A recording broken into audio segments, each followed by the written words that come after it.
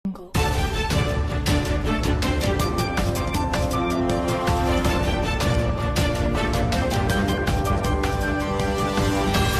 Jungle.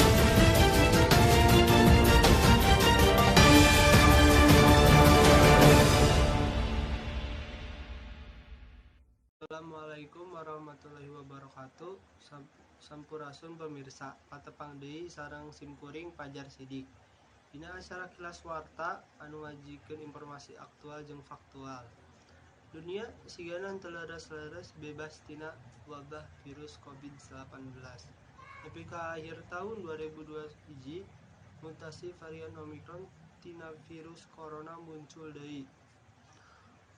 Organisasi Kesehatan Dunia WHO dina dinten Jumaah Kaping 26 November netepkeun yen varian COVID-19 kalayan kode B11528 kalebet dina daftar masalah anu kedah diawaskeun.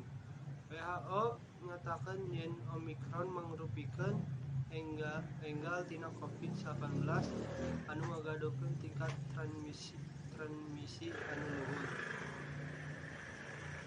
Ngirangan aktivitas diagonis, tetapi sareng vaksin anu ayeuna sayogi. Varian ieu munggaran deteksi dina Afrika.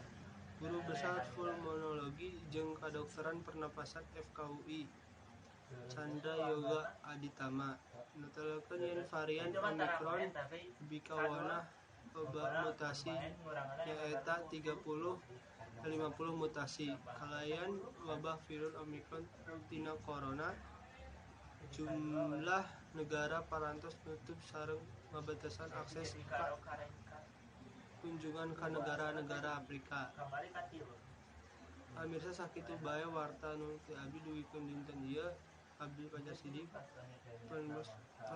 permios ngundurkeun diri. Wassalamualaikum warahmatullahi wabarakatuh.